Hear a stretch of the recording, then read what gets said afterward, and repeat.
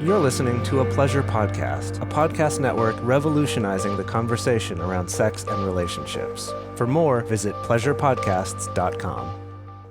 Hi, everyone. We hope that you're taking care of yourself during this challenging time. We decided to do twice weekly online video hangouts that are open to anybody, whether you're a patron or not, every Tuesday and Thursday from 10 a.m. Pacific, that's 1 p.m. Eastern, up until 6 p.m. Pacific, 9 p.m. Eastern, where it's just open. You can come hang out, have some friends while you do some work, or find people to chat with or play games with. So if you want more information about that, if you want to find out when the next hangout is happening, go to multiamory.com/hangout. Alan Acock liked to talk about strengths and weaknesses of couples. There you go. He went to the store and talked even more, and then no one shared him their troubles. That wasn't very good. That's close. It kind of fell off at the end there, but you were doing okay. That's pretty good for just whipping a nursery rhyme out of thin air. Welcome to the Multiamory Podcast. I'm Jace. I'm Emily. And I'm Dedeker. We believe in looking to the future of relationships, not maintaining the status quo of the past. So whether you're monogamous, polyamorous, swinging, casually dating, or if you just do relationships differently, we see you, and we're here for you. Things I know I did, forcing me to form myself to fit. On this episode of the Multiamory Podcast, we're talking about strengths and weaknesses in relationships.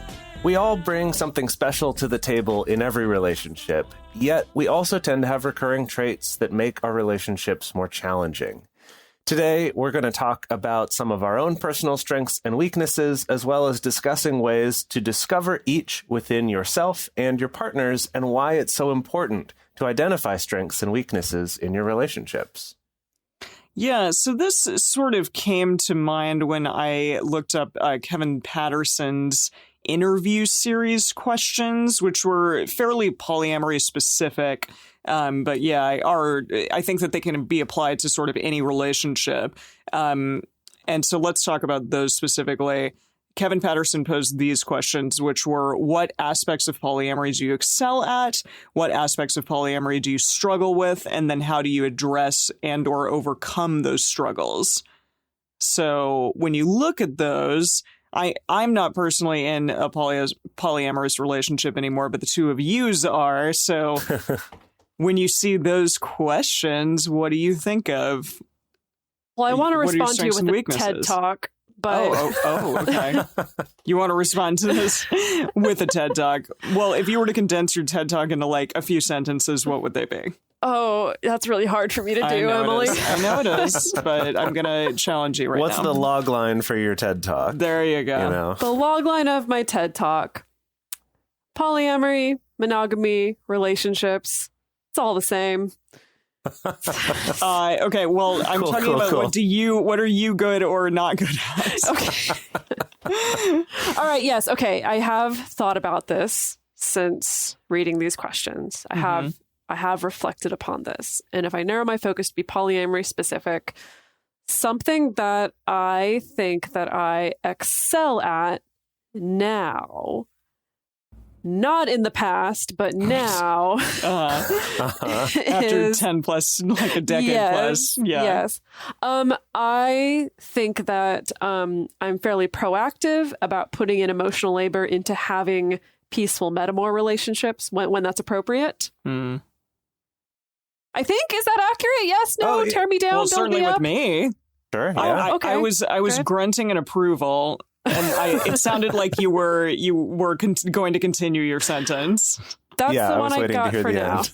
Well, none of you want to get me to give a TED Talk about anything, so I'm trying to be efficient with my words. That's what I Okay. think that I excel at. Jace, what do you excel at? Yeah, Oh, okay. We're just going one question at a time. Cool. that's cool. fine. Sure, that's how she wants to do it. So let's do it. Yeah. Okay. I would say aspects of polyamory that I excel at. I would say maybe just based on, experience or just having done it for a while. But I guess just not feeling a lot of possessiveness toward partners and kind of being like very encouraging of their other relationships. Maybe, you know what? Maybe I'll even refine that down a little bit more and say the ability to, I think I'm pretty good at staying impartial and being helpful if a partner is coming to me with like, hey, I'm having a hard time making a decision or figuring something out with another partner. Like Dedeker and I had to deal with this not too long ago about Dedeker saying, do I need to extend my visa to try to stay here in Australia, or do I try to get a flight back to the US, like when things were a little more dicey, and kind of having that sort of conversation where, sure, from a personal standpoint, I'm like, I want you to be with me sooner. But I think I'm pretty good at also thinking about the other person and going, yes, but once you come here, you don't know when you'll get to see him again. So maybe it does make sense to extend your visa and stay there. So I'd say maybe that would be something I excel at. Yeah, that's awesome. Okay, now what are you two terrible at regarding polyamory? This question is what do you struggle with, what not do you what struggle are you terrible with? at. You're right. What do you struggle with? What things are still challenging for you? Okay, I think what I've identified about myself is when I'm feeling insecurity or vulnerable or jealousy or things like that, I'm slow. My brain and heart are slow to reach that place of admitting it either to myself or others. And instead, I'm very quick to like find a quote unquote plausible reason why I'm not feeling good. As in, it could be something like, God, I still feel bad about this. I feel like my partner's done everything right, but I still feel weird about this. Oh, it must be because of the way they told me about it. Yes, that's it. That's what we got to pick a bone about. That I think that my brain still sometimes has a tendency to default to that instead of being emotionally vulnerable. Interesting. Okay. And Jace? I think I feel like I tend to struggle with managing my own expectations of my own like energy level and availability, and kind of I'm slowly realizing more and more just how much of a hermit that I am and how much I need to be careful of like my resources of energy for being on or being social. And especially with new partners, you tend to be a lot more on when you're with them. It takes quite a while before it becomes more of a relaxing time together. And then also you don't like, I feel like I tend to fall into the problem of maybe being too relaxed or casual with our time together and not making it special enough. Like we talk a lot on this show about quality time versus quantity of time. But I think for me, it's like something I'm constantly struggling with is recalibrating my availability, not just like schedule wise, but like energy wise, I guess. It's funny because, from the time like 6 years ago or 6+ years ago when I was in a relationship with both of you to now, I'd say your strengths and struggles are the same. Really? Which is really funny to me. Yeah, pretty much. Yeah, because I recall you talking about all of those things like way back then to now. And so like they still clearly are things that you are good at, like kind of inherently and intrinsically, and then things that you maybe still have a challenging time with. So that's interesting. That is interesting. Wow. Yeah. That's cool to have that perspective. Yeah. And just kind of as a primer, because we're going to go into more just like overall strengths and weaknesses, not just in polyamory, but within any type of relationship that you're in, and personal, and then also, you know, relationship strengths and weaknesses that you have overall. I am just wondering how the two of you kind of try to overcome these struggles that seem to maybe still be plaguing you, not plaguing, but like maybe you've incrementally gotten better at them, but you still recognize that like they're challenges for you. Well, I overcome this struggle by recording a podcast and me too. Talking about it with clients every goddamn day. Yeah. No, that not everybody has really that does help. luxury. It does help to have these things in the forefront of your mind. You know, for me, I know not everybody has this, but like for me, it actually is really helpful to hear clients share their struggles and share their feelings and really be vulnerable with me. And it's really inspiring to me to be more vulnerable in general. And it also helps me put in a mindset of often together with a client we can get in a really good space of kind of brainstorming of like, what are the things that might help here for talking about these things. So I know not everybody works in that particular capacity, but doing something like connecting to a community or having someone close to you or a support network where you feel like you can talk about these things, or maybe someone shares your struggle, I think is a helpful thing. That's great. Yeah. JS? Yeah, I think for me, it's, I mean, obviously it helps talking about it every week because then these things are more on my mind. But I think just specifically with my struggle of overcommitting myself is just, I guess, just sort of remembering that even in the moments when I'm excited about dating someone new or a new relationship, to sort of remember, hang on, I've learned this before. Let me try to be clearer about my availability or about what I have to offer. And I think part of that is being okay with disappointing people by not being able to offer them what they want. And doing that up front rather than thinking, oh no, I don't want to disappoint someone, so I'm going to try to give them this thing, even though ultimately I'm going to have a hard time doing it, if that makes sense. Totally. Yeah. Just sort of being more willing to not try to be what I think everyone else wants me to be. And that's more of a personal challenge maybe, but I think is related. So yeah, just kind of remembering that and being more okay with that. Yeah. That's hard. It is hard. Yeah. These are some interesting questions. I appreciate these advanced level questions, collegiate level questions. I don't know. Yeah, they're not 101 questions. Thank you, Kevin Patterson. Yeah, definitely. And of course, we want to plug Kevin Patterson and Dr. Liz Powell, who've both been on this show before, working on their new recordings of their Unfuck Your Polyamory course. So we definitely recommend you go do a little Google search for that if you want to find out more. Yeah. So, okay, we're going to get into individual strengths and weaknesses and what we bring to relationships and maybe what we do need to work on in our relationships. So I guess because you two have talked for a while, I'll maybe say one of mine. I think personally I'm very empathetic, but almost to a fault sometimes. Like I'll try to like put people's needs at times maybe before my own, and it's almost like a martyrdom type thing, which is not good. So it's like two sides of the same coin. Like I'm really good at being empathetic, but then sometimes I like also overextend myself to a degree that makes me out of spoons, you know, right. for anything else in my life, and that's not a good thing. So it's interesting, like that your strengths and your weaknesses can kind of be two sides of the same coin. Yeah, no, that makes sense. Well, yeah, for sure. I would say that your strength is definitely humility, just based on the fact that when you go to talk about a strength, you ultimately ended out with, well, but that's not a good thing. Oh, boy. Yeah. Well, and I've definitely been told by partners that I'm a little victim-y at times, and by my mother. And so I probably should look at that because I'm assuming it's probably true. And I know, like, I've been in conversations with you two and then burst into tears because I feel like I'm not being heard or being whatever. And that is probably not very attractive or good in a relationship. So that's definitely something to work on as well.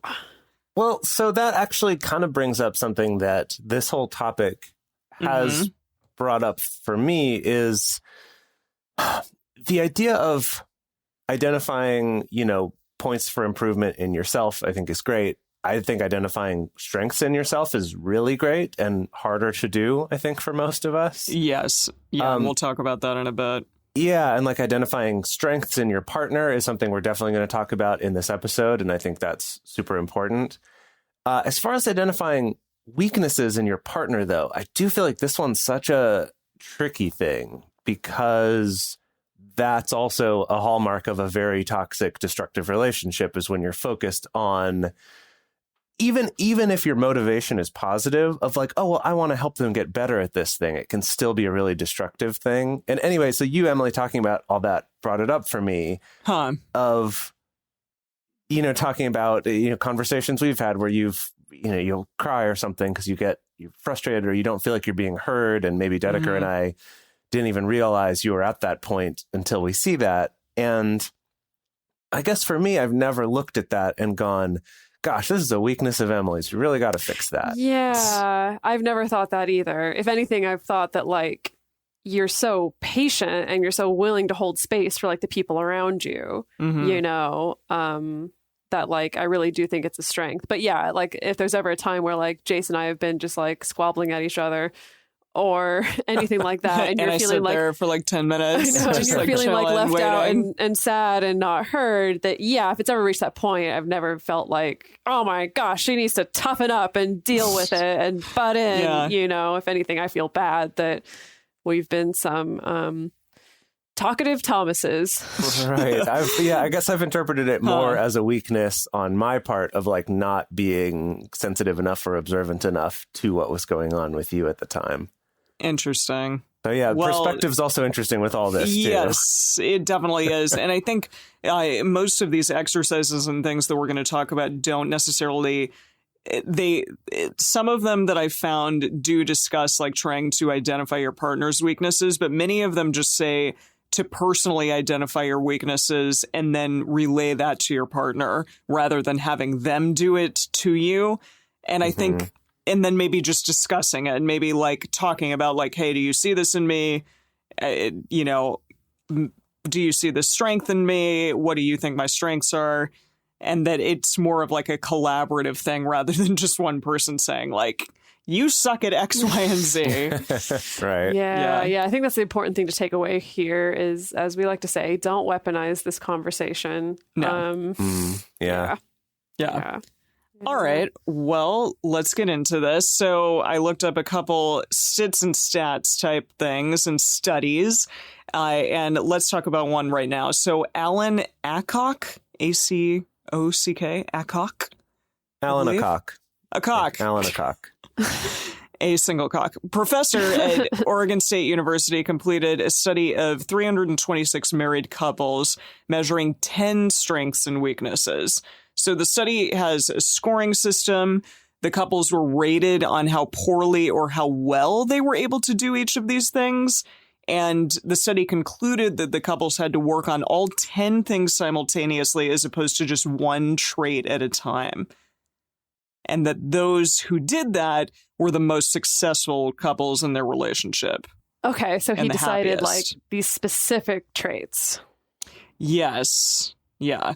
And that those who just like maybe worked on a couple at a time or who like left out others, they did not score as well as those who tried to like overall work on every single element at once, which is interesting because all 10 things, I mean, it's a lot. So let's get into them. Yeah. Okay. So we're going to start with the 5 strengths. So the first one is forgiveness, then commitment, which I have some question marks about how they measure that, what that means. I mean, yeah, this is definitely like, this is married couples, I'm assuming. Yeah, very monogamy focused. Monogamy for sure. focused, Yeah. definitely. Okay. So forgiveness, commitment, question mark, attachment. Also kind of question mark? Yeah. Yeah. Also like, what are you measuring there? Sacrifice, which is interesting and relevant to like what Emily was talking about, that could be a strength or a weakness. And then power balance, decision making. Is that like power balance / decision making, maybe? Yeah, I think that's what they meant by that, power balance decision making. Reminds me of something that the Gottmans refer to as accepting influence, I think. I imagine that's sort of a similar thing of are both people in the relationship, do they feel like they have an equal sort of say in decision making and stuff like that? Are they being heard? Yeah. Yeah. So with these strengths, this is interesting because some of them, I mean, forgiveness, definitely, that makes sense. Commitment, yeah, we were wondering what exactly that means, like commitment to the relationship in time, or... I will say, okay, again, this is kind of just based on Gottman's because I know when they do assessments of couples, measuring the couple's commitment, the questions that they ask, at least from what I've seen from the back end, is that there's only one question that actually has to do with like sexual monogamy necessarily, about whether or not you would refuse to have sex with a person other than your partner, you know? And most of their questions about commitment have to do with things like, do I agree that it's important to help take care of my partner when they're sick? or I make sure that my partner feels loved by me, or after an argument, do I usually think about being happier with somebody else, or just does my partner threaten to leave me when we fight, or when I'm feeling bad, is my partner meeting my needs, or do I feel confident that if I stay in the relation, that I can stay in the relationship even if we go through some difficult times, things like that. I like that question, actually, of like, after an argument or a fight, do I think about how much happier I would be with someone else? I actually think that's a pretty interesting way to measure commitment that I do think still works in non-monogamy, where it's like, if I'm having a hard time in this relationship, is my first thought, oh, I just wish I was with someone else? Then it's like, maybe that is a problem worth addressing. Yeah. Versus, this is really hard, but I'm engaged with it. I'm still here. Like, obviously, I'm focused on fixing it or figuring it out, but not just immediately going to this, like, I want to escape. Same with like threatening to leave. That is an interesting, because I feel like that question of, well, what does commitment look like in non-monogamy is one of those ones where I'm like, well, obviously I know the answer to that, but it's kind of hard to put it into words sometimes. Sure. Because our concept of commitment tends to be so much focused in just sexual fidelity. So that's, or focused on staying in a relationship no matter what, which we talk about a lot on this show, is not necessarily a good thing either. No. So yeah, that's an interesting way to put that. I like that. And then attachment. I mean, what comes to mind is attachment styles and like wanting a secure attachment, but I'm assuming it can mean other things as well. Like how much care you put into the relationship, perhaps. I guess how generosity. Yeah. I think of just like how that attachment bond is and whether that's strong or not. Sure. Whether it feels secure or not. We've read about other studies that talk about like the importance of enmeshment, which, the dark side of that is bubble. Yeah. Well, the dark side of that's becoming too codependent, but it does seem like there's a certain amount of kind of taking on a collective identity with this person that studies have shown to be a good thing. Yeah. So maybe that's kind of what they're referencing here. And then sacrifice. I think to me that means more like little sacrifices that you make to be able to compromise. Yeah, that makes sense. Like, I feel like compromise is maybe a better word there. Sacrifice is agree. Like, yeah. It's so hard. Both those terms, both sacrifice and compromise, they can get so toxic so quickly. Yeah. Because I think we can all think of the person who's completely sacrificing their happiness, for instance, in order to be in a relationship. Or sacrificing even like their values or their identity in order to maintain a relationship. And I'm like, that's not cool. But kind of the day-to-day sacrifice and compromise, that's a give and take. I'm like, that's cool. Yeah. That's cool. Okay, let's talk about Alan Aycock's weaknesses. Alan Aycock, it sounds like a character out of a nursery rhyme or something like that. Oh, yeah. Yeah, I like that. I like that. Alan Aycock liked to talk about strengths and weaknesses of couples. There you go. He went to the store and talked even more, and then no one shared him their troubles. That wasn't very good. Close. It kind of fell off at the end there, but you were doing okay. That's pretty good for just whipping a nursery rhyme out of thin air. Yeah. I'll give it to you. Well done. Okay, so Alan Aycock, his 5 weaknesses that he used in this study were destructive communication, avoidant behavior, relational aggression, marital conflict, and disrespect. Now, I also have questions about some of these because I feel there's a big old Venn diagram and some overlaps. Yeah, definitely. Because I'm like, relational aggression, is that just the level of aggressiveness or even violence in the relationship, whether that's emotional violence or physical violence? Or I mean, how does that overlap with marital conflict versus destructive behavior? Is marital conflict related to just like the areas where you're just not compatible so much? Those areas of perpetual conflict like the Gottmans talk about? I got some questions about how you define these things. Yeah, I'm not actually sure how this article does not say specifically how any of these are just defined. It's just like, here they are, and this is what people were. I guess how they were rated, good or not good at all of these things. So I agree. I mean, avoidant behavior makes a lot of sense because, again, the Gottmans talk about that. Relational aggression, It's weird. I think that's He qualifies it with emotional or- relational or aggression. Sure. Yeah. Just have questions. And disrespect. Yeah. That makes sense. Yeah. So, yeah, and I think the point of all of this is just seeing like how much these happen versus the other ones and trying to work through the weaknesses if they do happen on a regular basis and trying to beef up, I guess, the strengths. Right. Right. Like Yeah. how do we emphasize the strengths and minimize the weaknesses, I guess? And Yeah. rather than like that there's something you can eliminate, but just that it's more about finding a balance in those. Exactly. Yeah. So did these come up maybe in relationships past that you've had? Oh, jeez. I mean, yes, probably, definitely. I mean, I feel like we could do probably episodes on each of these You're on their right. own. You know what I mean? Like we could probably do a whole episode talking about sacrifice. We have done multiple whole episodes about attachment. Yeah. I And think destructive communication. right. Yeah. I feel like we've had some episodes on that. So yeah, I mean, I don't want to go too far into all this because each of these could be a big thing for sure. Yeah, no, I agree. Just I was wondering if you saw specific things. Maybe you're like, yes, I remember this in a relationship that I've had in the past. And Oh, that was gosh. definitely a weakness that kind of broke the relationship, maybe. Well, I've been thinking a lot about so many things.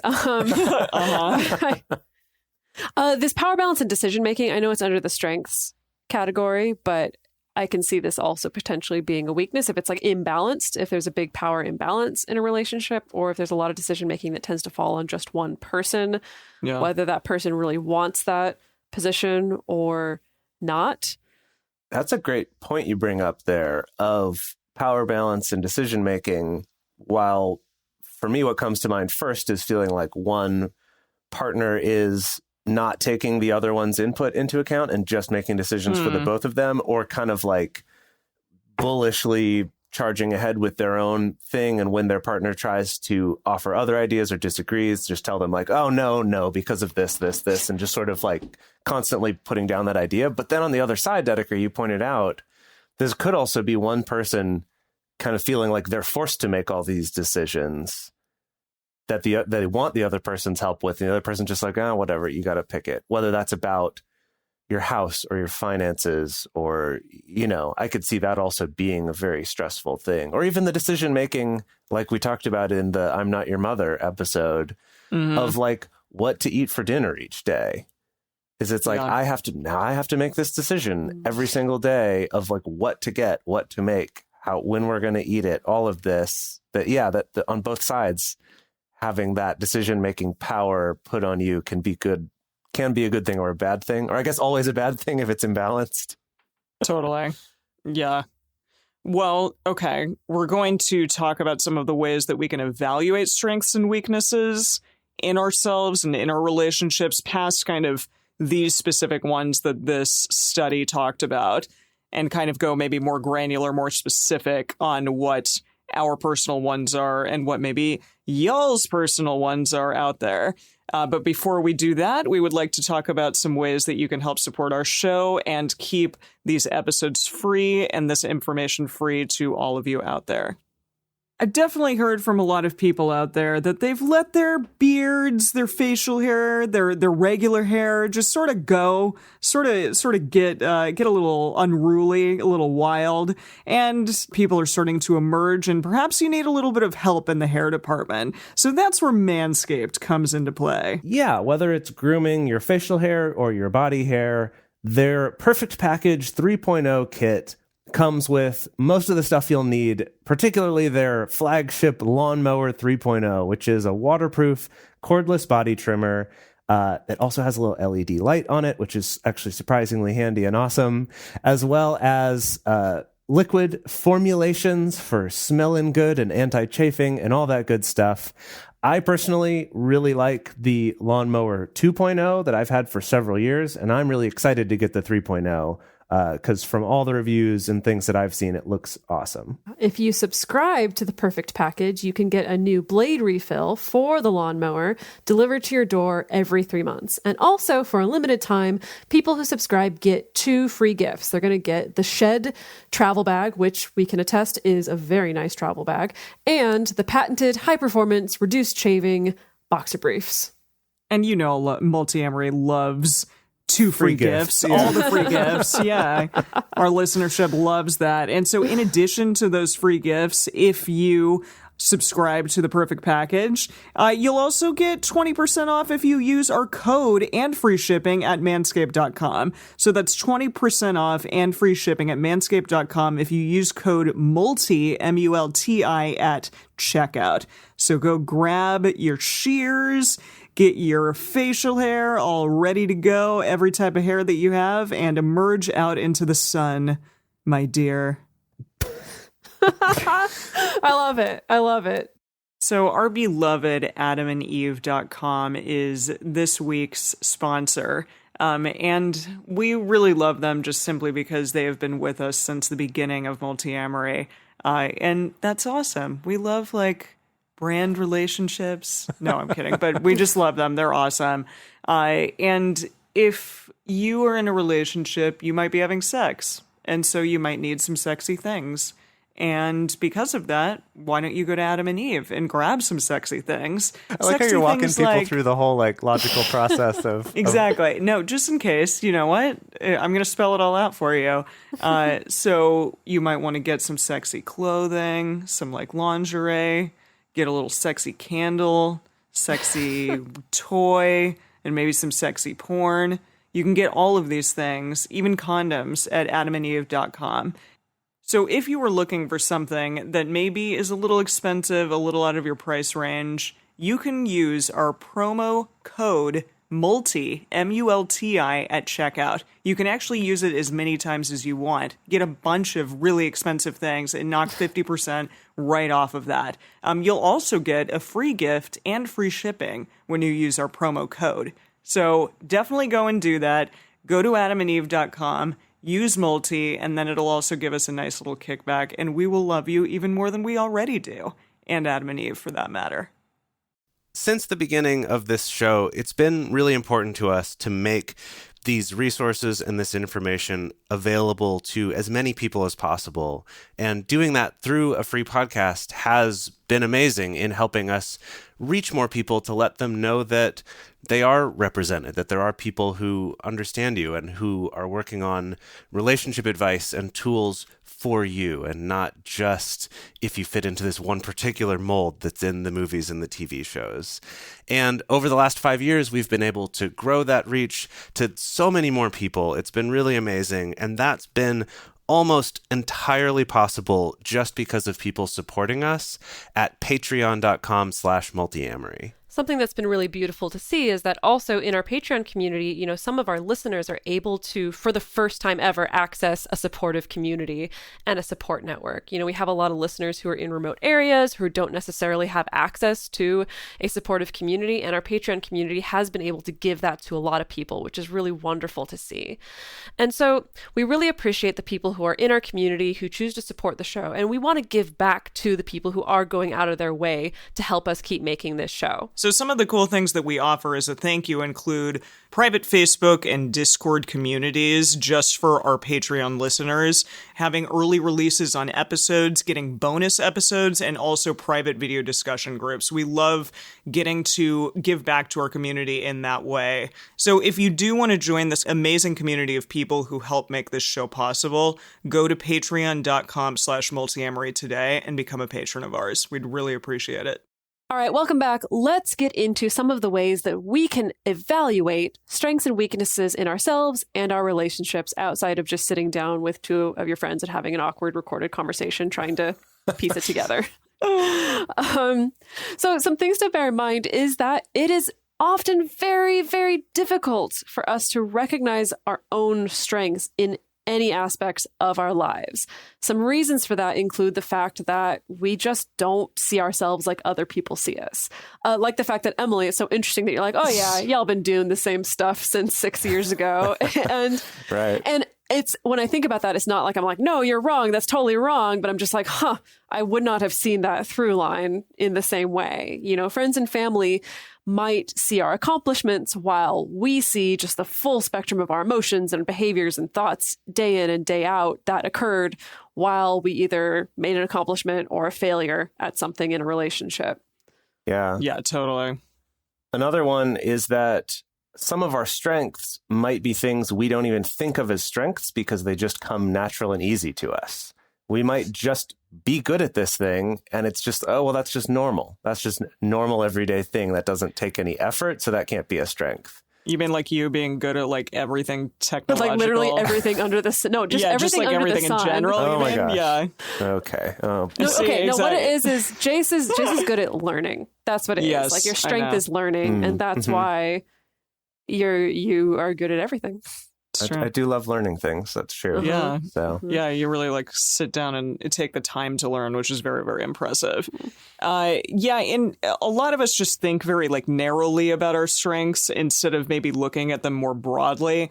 So I don't know, if a friend, for example, says like, well, you're really good at getting projects done, like you do them efficiently and well and all of that. But then you look at like, well, but there was like that one time where I just threw away X, Y, and Z thing because it sucked and I didn't feel good about it, or like I decided to end this project because it just wasn't going the way that I wanted it to. So You like always they find the focus exceptions. exactly like focus on the little exceptions rather than seeing more broadly like, hey, yeah, I am good at following through for the most part, and I have made some accomplishments in my life.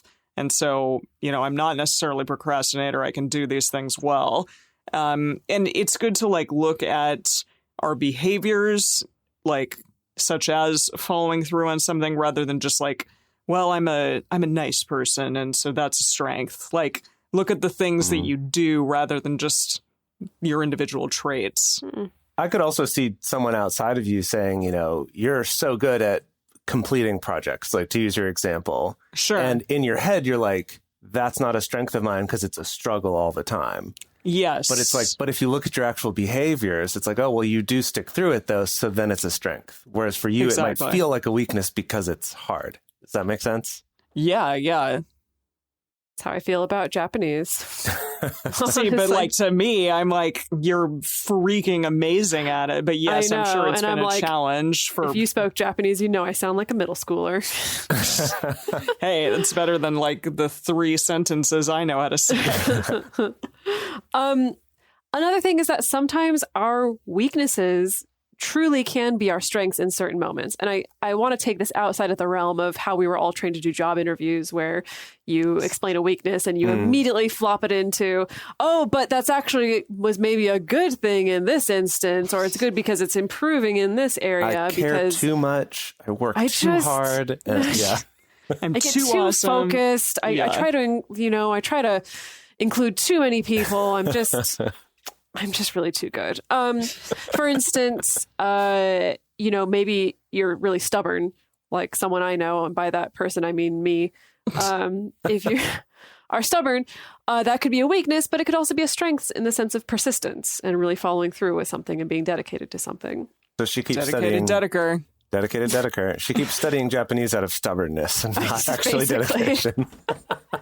Maybe it's a little bit of both. Persistence. Yeah, No, that there you makes go. sense. That makes sense, actually.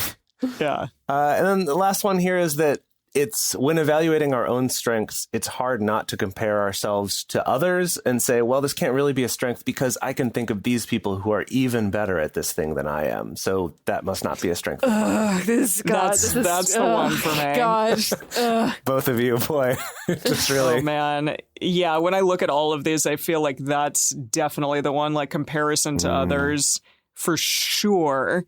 Yeah, because I feel like basically every single person, well, maybe not every single person, but like the people that really matter in my life, like my closest friends and, those who I work with, meaning you two, like all of you are just like 10 times smarter than I am and 10 times more impressive than I am. And I'm just like, fuck, I'm terrible at everything. See, because here's of that. your strength and humility is shining boy. through. Right, there it is. There it is again. I feel like that's, humility to a fault, maybe. There you go. But once again, she's made it into a weakness. Definitely, yeah. Yeah, absolutely. That's the number one for Emily, me. you are, at least my observation of you is you are humble about everything under the sun except for two things. Like the only areas where you are not humble about and you were like proud and like, you know, just like loud and proud about your skills in these areas is karaoke and Mario Kart. Yeah. Okay, yeah. I'm actually like not nearly as good at Mario Kart as I used to be. See, now it just, okay. But I am very good at karaoke and getting better at singing in general. Thank you to my voice teacher.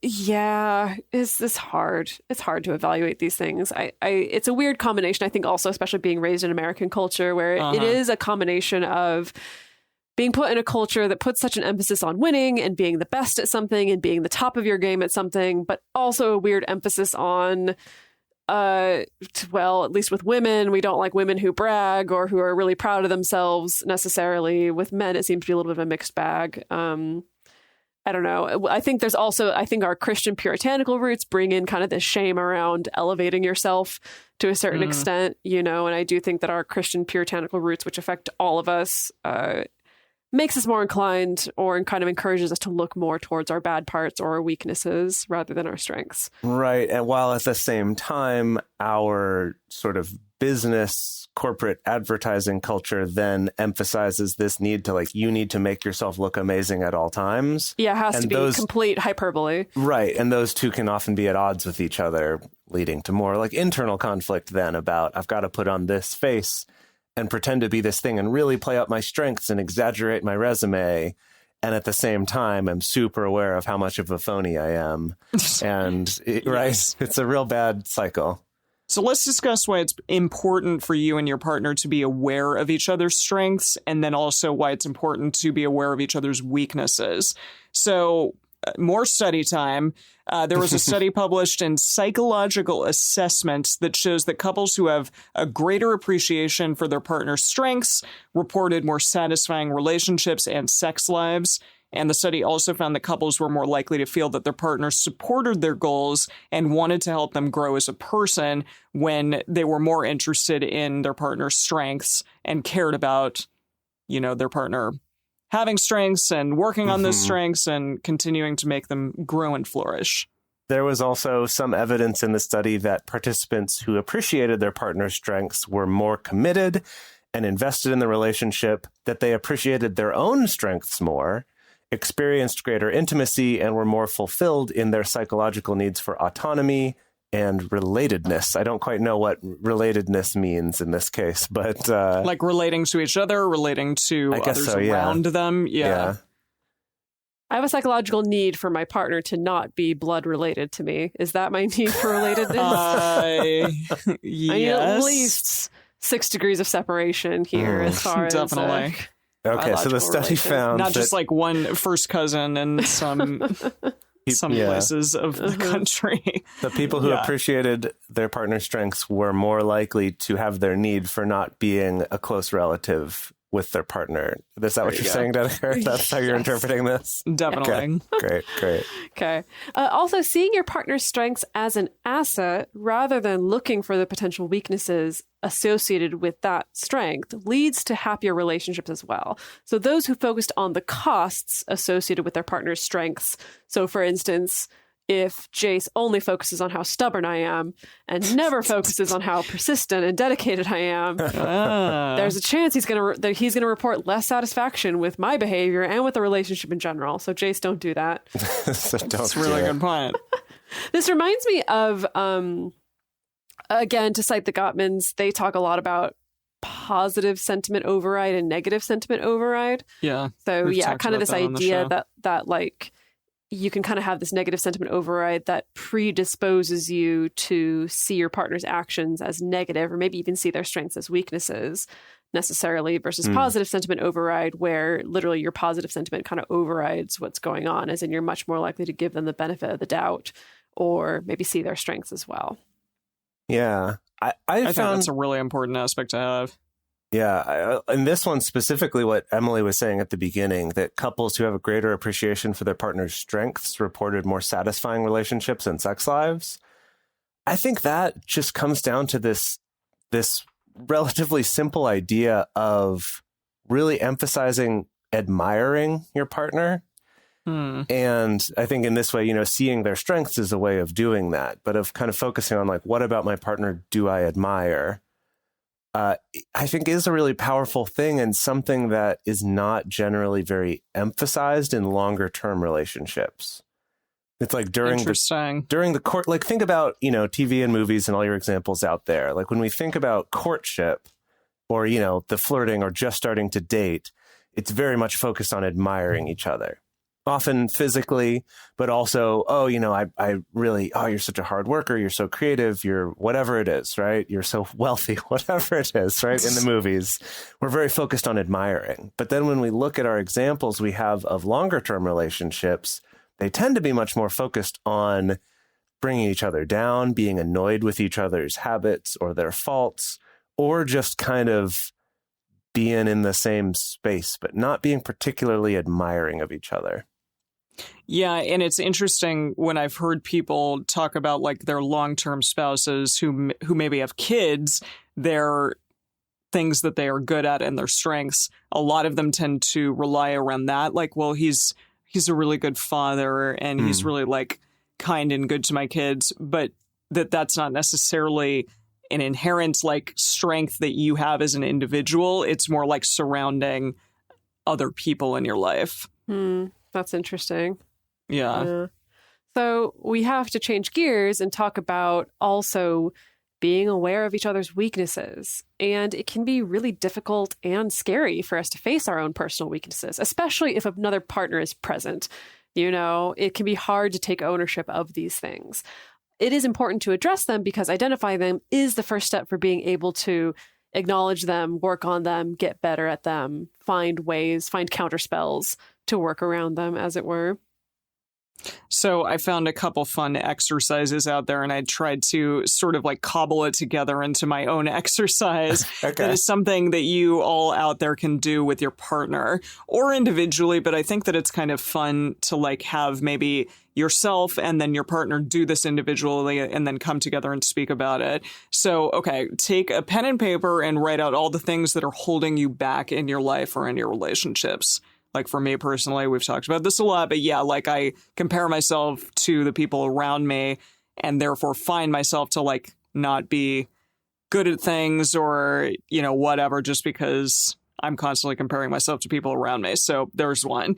So like write down all of the things that are holding you back in life or in your relationships. And then once you have your list, try to change the wording of the thing that's holding you back into maybe a personal weakness. Like, okay, I compare myself to a bunch of people. So that means like a weakness of mine is that I don't believe in myself enough, perhaps.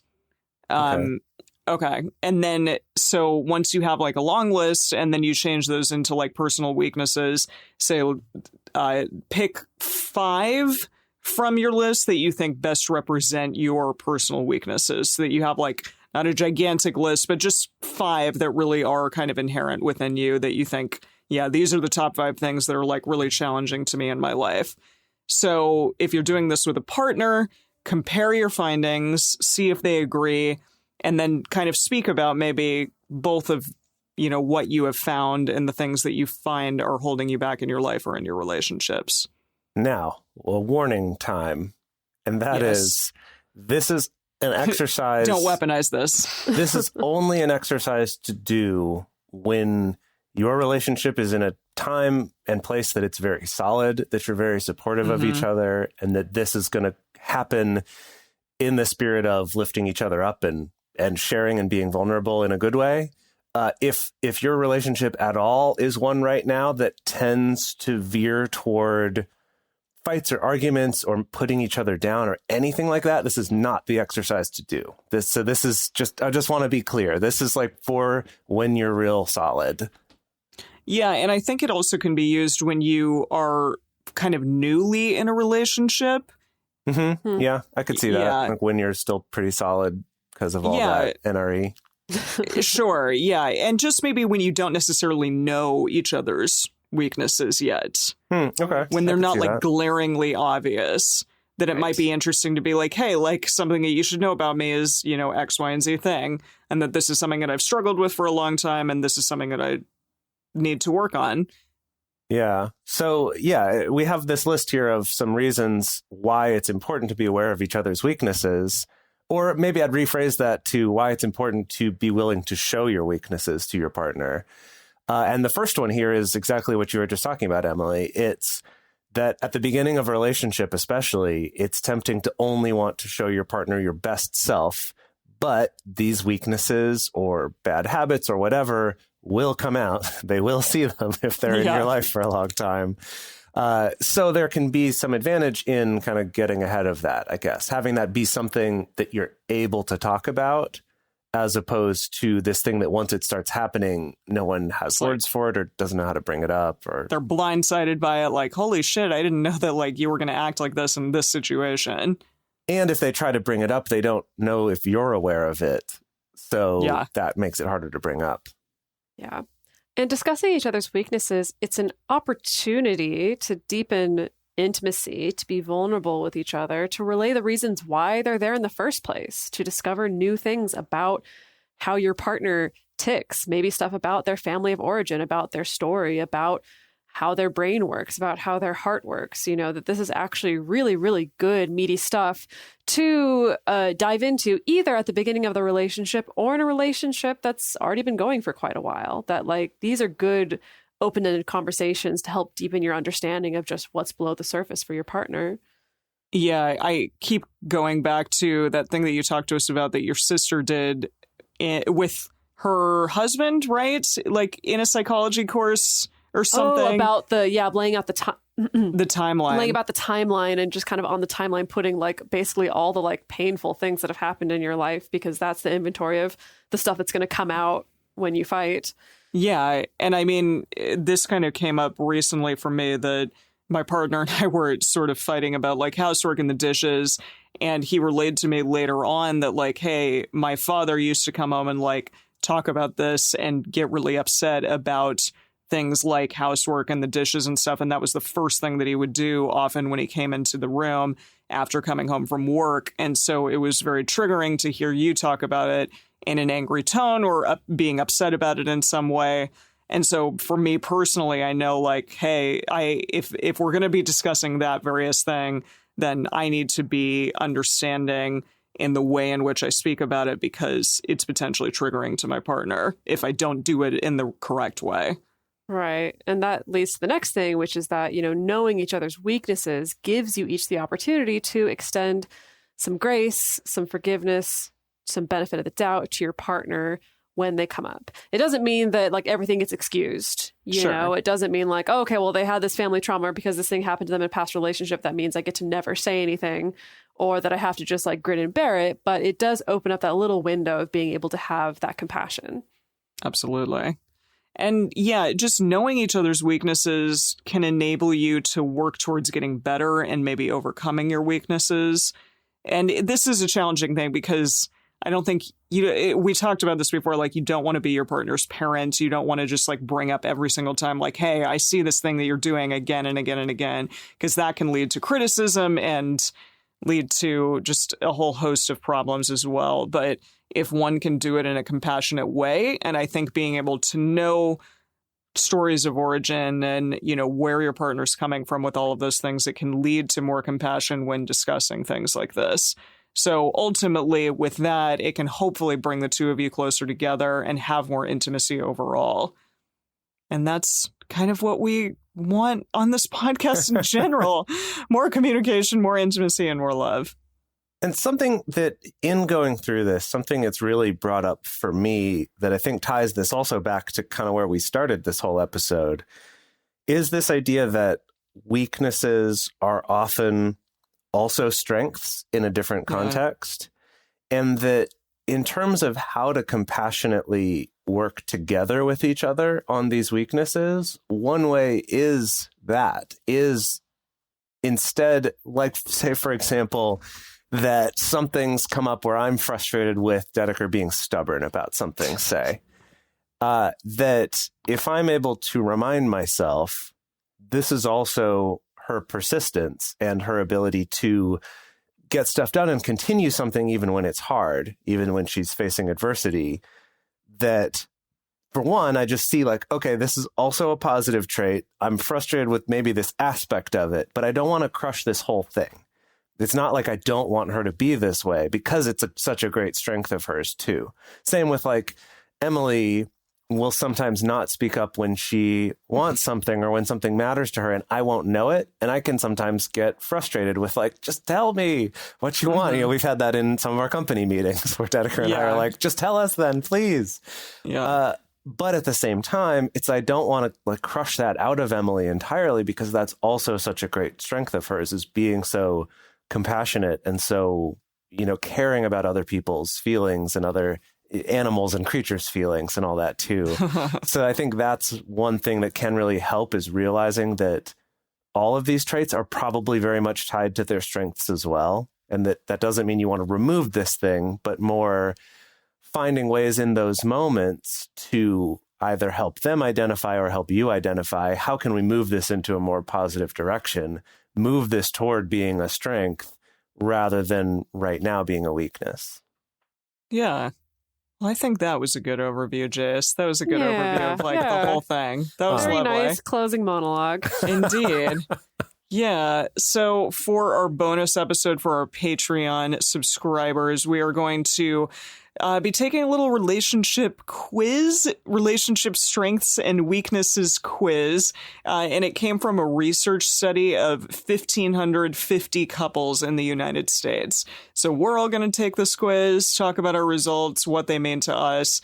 And we would love to hear from you about what you thought about this episode, what your personal strengths and weaknesses are in relationships and personally, and just, you know, how you're overcoming those weaknesses, how you're overcoming maybe weaknesses that you have in your polyamorous relationships and your relationships with your parents and friends and with your individual self. So the best place to share your thoughts with other listeners is on this episode's discussion thread in our private Facebook group or Discord chat. You can get access to these groups and join our exclusive community by going to patreon.com/multiamory. In addition, you can share with us publicly on Twitter, Facebook, or Instagram, and you can email us at info@multiamory.com. Multiamory is created and produced by Jace Lindgren, Dedeker Winston, and me, Emily Matlack. Our episodes are edited by Mauricio Balvanera. Our social media wizard is Will McMillan. Our production assistants are Rachel Shennework and Carson Collins. Our theme song is Forms I Know I Did by Josh and Anand from the Fractal Cave EP. The full transcript is available on this episode's page on multiamory.com.